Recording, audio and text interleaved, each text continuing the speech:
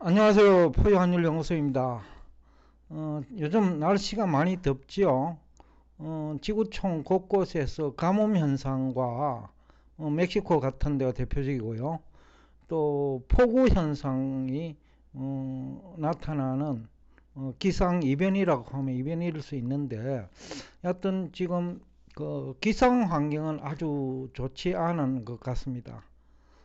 오늘은 또 기상만큼이나 불확실한 그 긴축 효과에 대해서 여러분과 대화를 나누고자 합니다. 긴축 정책을 시작한 연도는 한국은 2021년 한 10월부터일 거고요. 미국은 2022년 3월부터 얘기는 했지만은 시장에서 이 얘기는 2021년 12월부터 본격화됐죠. 일본도 마찬가지고요. 근데 그 긴축 효과는 생각보다는 크지 않아요. 아마 2022년 3월경에 대부분의 경제 전문가, 경제학자들은 긴축 효과가 굉장히 클 거로 봤어요. 2022년 3월부터 금리는 인상하기 시작했지만은 금리 역전 현상이 그때부터 아마 나타났을 거예요. 미국은요. 장기금리하고 단기금리 보면 장기금리가 하락을 하고 단기금리는 오히려 상승을 하는 기준금리 인상 때문이죠. 그런 현상 때문에 또 뭐 다른 여러 가지 과거 경험, 그러니까 긴축이라는 것은 통화량을 줄이고 그 다음에 금리를 인상하는 것을 일반적으로 긴축 정책이라 하는데, 경제학 교과서 이론대로 하면 긴축 효과가 커야 되는데 실제로는 긴축 효과가 어떻게 보면 미미하다 할까? 한국은 긴축 정책을 했는지도 잘 모르겠어요. 보는 통화는 오히려 증가를 했거든요.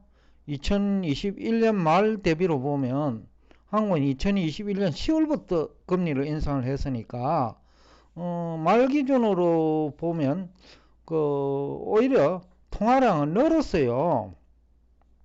아래 표를 보면 2021년 말에 우리 보는 통화량이 254조 원 정도였는데 2024년 2월, 그러니까 한 2년 이상 그 긴축 정책을 지속하고 있는데 보는 통화는 오히려 270조니까 한 6.3% 증가했네요. 미국이나 일본은 보는 통화가 제법 줄었어요. 일본은 보는 통화량은 그 뭐 조금 줄은 정도죠. 뭐 약 한 뭐 3% 안팎인 것 같는데 미국은 많이 줄었어요. 한 7.8% 정도 줄였고, 금리는 한국은 3.50%죠, 지금. 우리도 미국처럼 한 7, 8개월 이상 동결하고 있는데, 미국은 0.25%에서 지금 5.37%까지 올라갔으니까, 5% 이상 기준금리를 올렸는데, 경제학 교과서 이론대로 하면 긴축 정책을 적극적으로 했어요. 통화량도 상당히 줄이고요. 통화량도 한 7, 8% 줄었으니까 경제 규모는 커지는데 통화량을 줄였으면 긴축 효과가 크지요. 그런데 또 미국은 그 화폐 유통 속도가 빨라져 가지고 특히 증권 시장을 중심으로 주식 중에서 이제 뭐 우량 초우량 S&P 500 내지는 나스닥 100 기준으로 화폐 유통 속도가 빨라져 가지고 또 긴축 효과가 거의 없고, 긴축 효과는 없다라고 봐야 되겠네요. 정시만 놓고 보면 또 물가 측면에서도 보면 효과가 없다고 봐야 되겠고, 성장률 그 GDP요. GDP를 보더라도 미국은 오히려 뭐 스프라이저예요. 하여튼 이 긴축 정책은 했는데 중앙은행이 긴축 효과는 대부분 없다. 한국은 긴축 정책을 했는지 하지 않았는지도 모르겠는데 특히 부동산 중심으로는 윤석열 정부가 경기 부양책을 썼단 말이죠. 그런데 부동산은 뭐 아주 일부 지역을 제외하고는 지금 엉망이거든요. 서울의 아주 일부 지역, 그죠? 그리고 다른 주식시장은 돈도 많이 풀고 환율도 많이 올랐는데 오히려 주가는 많이 내렸어요. 약 한 12% 내렸어요. 2021년 말 대비. 그러니까 이게 좀 이해가 되지 않는 부분인데 한국이 특히 이해가 안 돼요.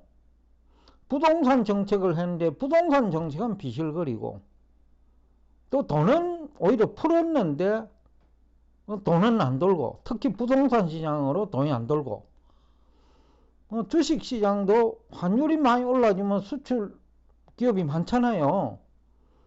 그러면 또 혜택을 받아야 되는데 혜택은 거의 없는 것 같고 그나마 미국 주가가 오르니까 안 빠지고 덜 빠지고 있는 거다. 이 정도로 해석을 할 수 있는 것 같아요. 그러니까 긴축 정책은 제일 소극적으로 한 나라가 한국이다. 한국, 미국, 일본 중에는. 근데 미국은 긴축 정책을 뭐 어떻게 보면 가장 적극적으로 했는데 긴축 효과는 거의 없다.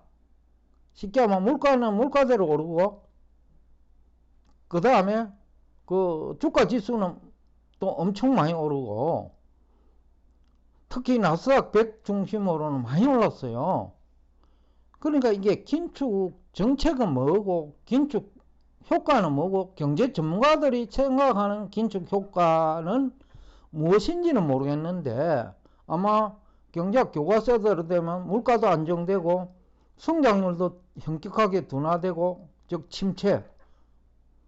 그래서 2022년 뭐 3월부터 미국 경제 침체 얘기가 많이 나왔죠. 근데 실제로는 성장률이 오히려 2년간을 보면 굉장히 높아요. 그래서 이게 그 중앙은행이 정책이 실패한 거냐 아니면 그 경제 전문가들이 오판을 한 거냐 이걸 두고 우리가 한번 생각을 해볼 때는 됐다.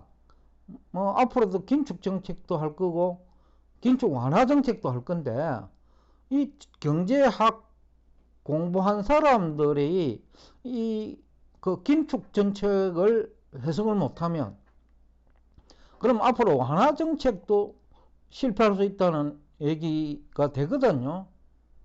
어떻게 보면 긴축 정책 효과는 굉장히 커야 되는데 교과서 이론대로 하면 근데 거의 효과는 없다 이거죠. 긴축을 하는 목적이 물가를 잡기 위한 것이었다면 물가도 제대로 안 잡히고 있고 GDP 성장률 둔화를 유도하는 정책이었다면 즉 성장률이 좋아가지고 물가 오름을 막기 위해서 성장률 둔화 정책을 했다고 하더라도 이건 효과가 없는 거고 또 주가가 많이 오르면 소비가 활성화되니까 주가 상승을 좀 줄인다 아니면 어느 정도 주가 하락을 유도한다 이런 목적이었다 해도 그건 실패한 거예요. 이건 시장이 실패한 건지 전문가들의 분석이 실패한 건지 알 수 없지만 포유환율연구소 해석대로 하면 그 포유환율연구소도 금리 올린다는 거 다 알았고 그죠? 그 다음에 본원통화 조금 줄인다는 것도 다 알았단 말이죠. 근데 해석은 완전히 달랐던 거죠. 2021년 말부터 물론 2021년 3월부터 틀렸어요. 그러니까 이것이 긴축 정책 효과에 대해서 잘 몰란 것인지 아니면 긴축 정책은 썼지만은 중앙은행이 그 경제 전문가들이 그 정책을 보고 분석을 잘못한 것인지 두 개 다일 수도 있지만은 포유 환율 연구소 입장에서 보면 그 두 개 다는 아닌 것 같고 다 알고 있었으니까 긴축한다는 걸요.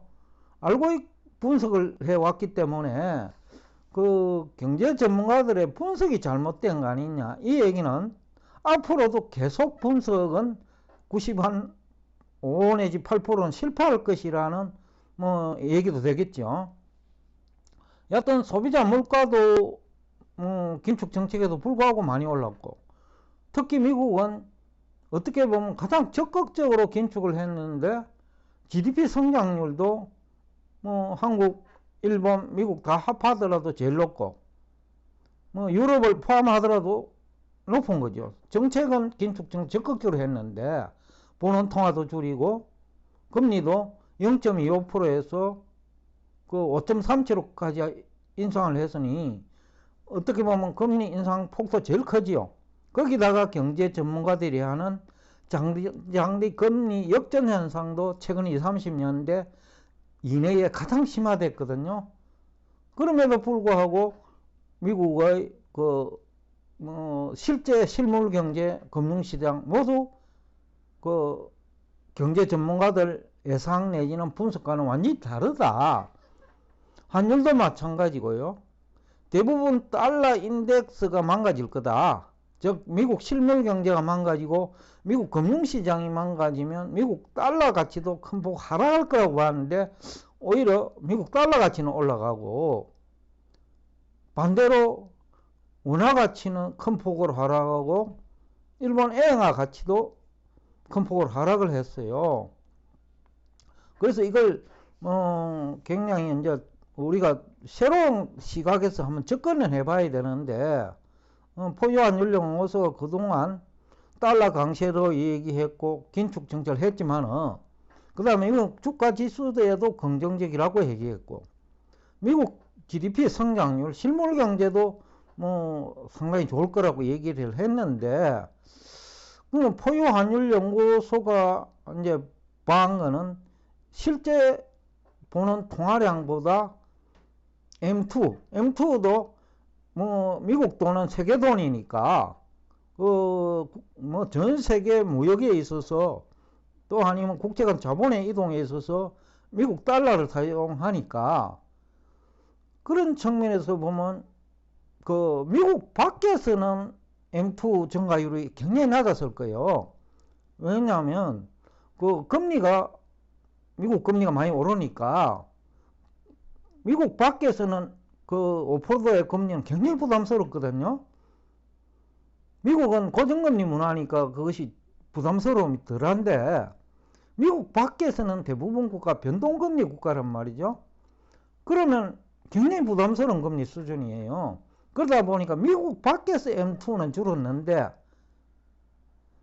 그 미국 통계에 나타나는 M2는 뭐 얼마나 줄었고 또 미국 내에서 M2는 줄었는지 그건 알 수 없어요. 그까지 정확한 통계는 안 나오는 것 같아요. 여하튼 화폐 유통 속도가 중요하다는 얘기를 하고 싶어서 제가 M2 얘기를 한 거예요.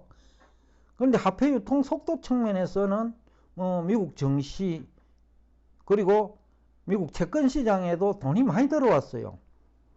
2021년만 하더라도 미국이 망가진다 얘기를 하면서 중국 쪽에 희망을 많이 걸었거든요. 국내 유튜버에서 활동한 경제 전문가들은 2021년 3월부터 한 10월까지 중국을 좋게 봤어요. 근데 중국에서는 돈이 많이 빠져나왔어요. 직접 투자도 빠져나왔고 간접 투자도 많이 줄었고요. 근데 미국 쪽으로는 오히려 팬데믹 이전보다도 팬데믹 이전에는 15%가 안 됐거든요. 미국으로 유입된 돈이. 근데 팬데믹 이후 2023년까지를 보면 거의 30%까지 늘어났어요. 전년 동기 대비를 팬데믹 전과 비교를 하면 그만큼 이제 미국 쪽으로 돈이 흘렀다. 경제 전문가들은 미국 망한다 하는데 그 실제 시장에서는 미국 쪽으로 돈이 이동했다. 결국 미국 채권 시장과 미국 주식 시장으로 돈이 많이 이동한 거예요. 그거는 포유환율 연구소 예상대로라면 당연한 거고요. 그리고 우리 국내 또는 미국 경제 전문가들 분석대로 하면 그건 이상한 거예요. 미국 경제가 망가지고 미국 달러 가치가 내려가는데 뭐 미국으로 돈 이동할 이유는 없잖아요. 근데 포유 환율 연구소대로 분석을 했다면 미국으로 돈이 들어가는 것은 너무나 당연하죠. 실제로 또 그렇게 됐고요. 그래서 주가 지수도 보면 2021년 말이 좀 고점이었잖아요. 2021년 중에는 가장 그 2021년과 2022년 1월 초까지 미국 증시가 굉장히 좋았죠. 2022년 1월 중순부터 10월까지 조정을 받아가 약 한 20% 조정을 받았는데 포유환율연구소는 조정 국면에서도 다 얘기를 했어요. 그리고 2022년 9월 10월에는 계속 올라간다는 얘기를, 지금은 저희들이 2, 3일에 방송을 한 번씩 하지만은 그때는 하루 한 번씩 정도로 했어요.